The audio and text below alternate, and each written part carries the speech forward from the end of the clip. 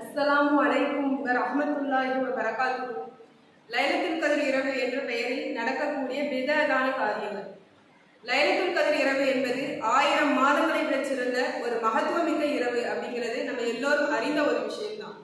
இந்த லைலத்துல் கத்ர் இரவை நாம ரமலான் மாதத்துல தான் தேடக்கூடியவர்களாக இருக்கிறோம்.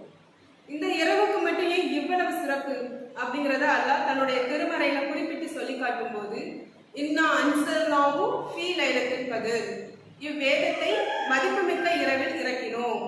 வமா அதுராக மா லைலத்துல் கத்ர், மதிப்புமிக்க இரவு என்னவென்று உமக்கு அறிவித்தது எது? லைலத்துல் கத்ரி கைரும் மின் அல்ஃபி ஷஹர், மதிப்புமிக்க இரவு அது 1000 மாதங்களை விட சிறந்தது.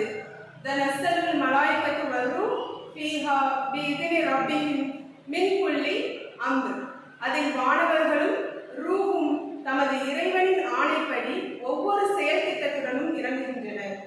சலாமுன் ஹிய ஹத்தா மத்லஇல் ஃபஜ்ர், அந்த இரவு அதிகாலை உதயமாகும் வரை இருக்கும் அப்படின்னு அல்லாஹ் தன்னுடைய திருமறையில குறிப்பிட்டு சொல்லி காட்டியிருக்கிறான். நமக்கு வழங்கப்பட்ட வேதமான திருக்குர்ஆன் முதல்ல இந்த இரவுல தான் இறக்கப்பட்டுச்சு.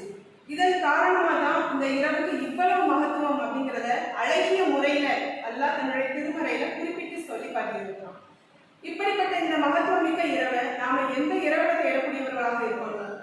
ஐஷா ரலி அவர்கள் அறிவிக்கக்கூடிய செய்தி, புகாரி 2017 இடம்பெற்றிருக்கக்கூடிய செய்தி என்ன அப்படின்னா, நபி ஸல்லல்லாஹு அலைஹி வஸல்லம் அவர்கள் கூறினார்கள், ரமலானின் இறுதி 10 நாட்களில் உள்ள ஒற்றைப்படை இரவுகளில் லைலத்துல் கத்ர் இரவை தேடிக் கொள்ளுங்கள் அப்படின்னு குறிப்பிட்டு சொல்லி காட்டியிருக்கிறாங்க. இந்த 10 நாட்கள்ல இந்த ஒரு நாள் தான் லைலத்துல் கத்ர் இரவு அப்படின்னு ஏதாவது ஒரு நாள் குறிப்பிட்டு சொல்லி காட்டியிருக்காங்களா அப்படின்னு பார்த்தா கண்டிப்பாக கிடையாது. ஆனா இன்று வாழக்கூடிய பெரும்பான்மையான மக்கள் என்ன செய்யறாங்க?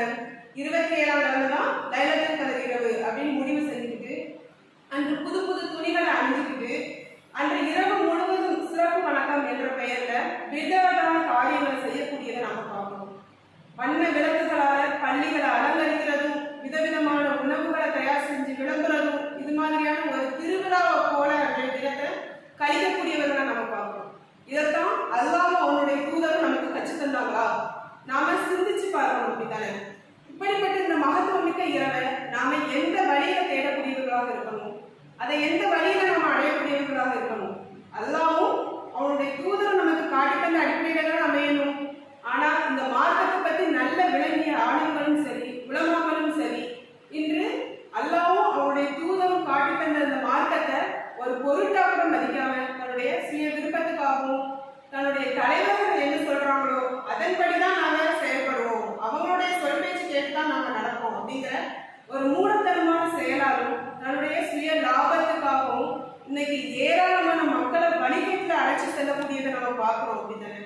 இந்த உலகத்துல வாழக்கூடிய ஒவ்வொரு உயிரினமும் கண்டிப்பாக மரணத்தை அடைஞ்சே தீரணும்.